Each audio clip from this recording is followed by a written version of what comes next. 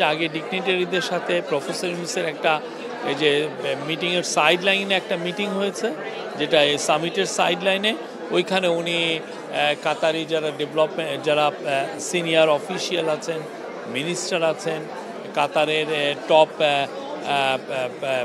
ডিগনিটারি যারা আছেন তাদের সাথে কথা হয়েছে, এবং বিদেশের থেকে অনেকে আসছেন, অনেকে মিনিস্টার আসছেন, যারা ডিগনিটারি এখানে আসেন তাদের সাথে ওনার একটা প্রথম দিকে একটা মিটিং হয়ে গেছে, যেটা ছবি আপনারা দেখেছেন যে আমরা শেয়ার করেছি।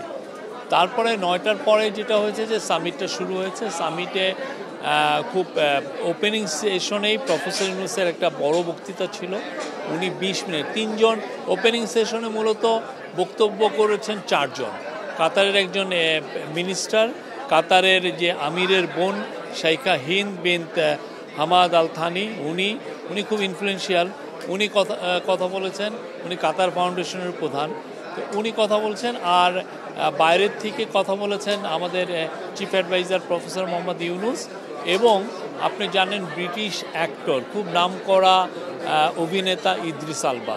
ইদ্রিস আলবার সবচেয়ে বড় জিনিস হচ্ছে ইদ্রিস আলবা কিন্তু বড় বড় ফিল্মে তো করেনও, অ্যাট দ্য সেম টাইম উনি কিন্তু আফ্রিকা ওয়াইড একটা চ্যারিটি করেন। এই চ্যারিটিটা খুব নাম করা একটা চ্যারিটি।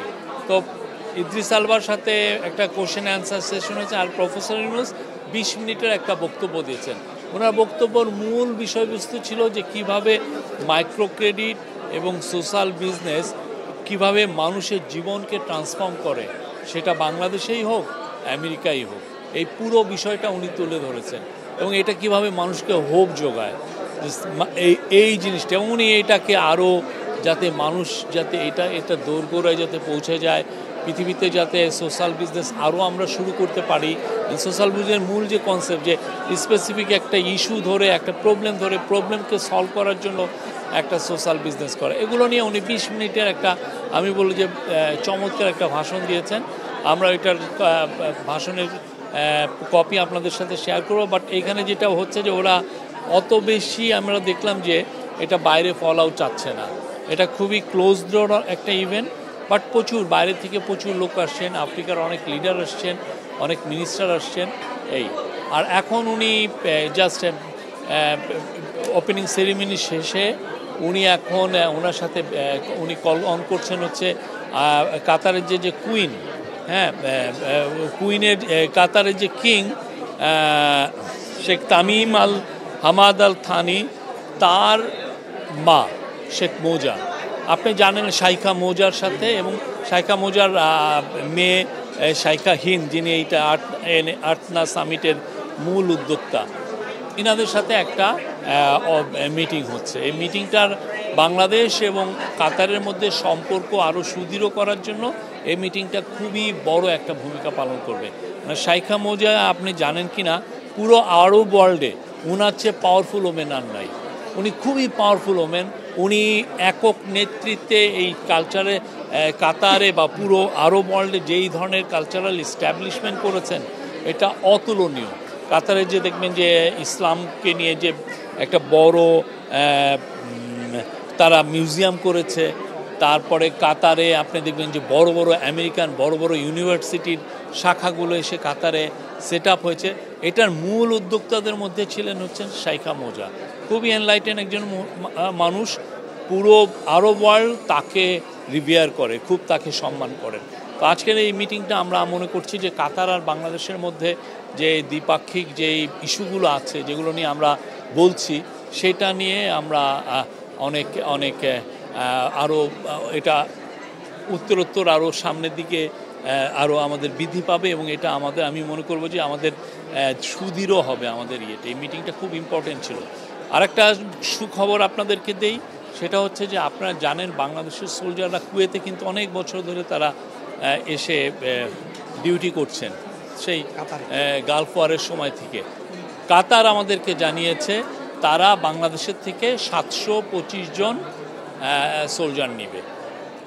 এটা পার্মানেন্টলি প্রতি 3 বছর পর এই যে এরা একটা ব্যাচ আসবে 3 বছর, তারপরে আবার এবং আমরা চাচ্ছি যে এই নাম্বারটা যাতে আরও বেড়ে 1600 বা আরও বেশি করা যায়, এবং এটা আমাদেরকে জানিয়েছে। আমাদেরকে আমাদের যে মিলিটারি সেক্রেটারি উনি বললেন, মিলিটারি সেক্রেটারি SSF এর যিনি প্রধান এখানে, এনারা দুইজন আমাকে সকালে জানলেন। এটা আমাদের জন্য খুবই, কেননা এখানে যে স্যালারিটা একজন সোলজারের স্টার্টিং স্যালারি 2.5-3 লাখের মতো। এটা 2 মাসের মধ্যে আমরা পাঠাতে পারবো আমরা আশা করছি। এবং সামনে আমরা আরও তো অনেকগুলো ইস্যু আছে। কাতারে আমরা আরও বেশি শ্রমিক পাঠাতে চাই। তার কাতারের সাথে আমাদের আজকে আরেকটা বড় মিটিং হচ্ছে, কাতারের এনার্জি মিনিস্টারের সাথে আমাদের একটা বড় মিটিং হবে। সেখানে চিফ অ্যাডভাইজার নেতৃত্ব দেবেন। সেখানে আমাদের যে energy adviser doctor Fouzul Kabir Khan উনি থাকবেন, আমাদের এনার্জি সেক্রেটারি আছেন। কাতার হচ্ছে পৃথিবীতে LNGর জন্য নাম্বার 1 কান্ট্রি। তো কাতারের থেকে আমরা যাতে LNGতে, কাতারের সাথে আমাদের অলরেডি একটা এগ্রিমেন্ট আছে, এটা লং টার্ম এগ্রিমেন্ট, কিন্তু আমরা চাচ্ছি আরও অনেক বেশি LNG আনতে।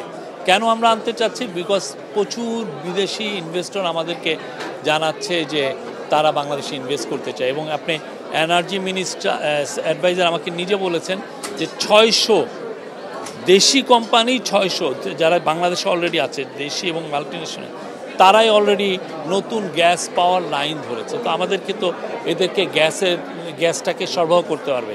আর আমাদের নিজস্ব যেটা গ্যাস সেটা তো ডিপ্লিটিং, এটা কমে যাচ্ছে, যেটা আমরা ইয়ের থেকে পেতাম আমাদের অনশোর বা অফশোরের এক্সপ্লোরেশন করে।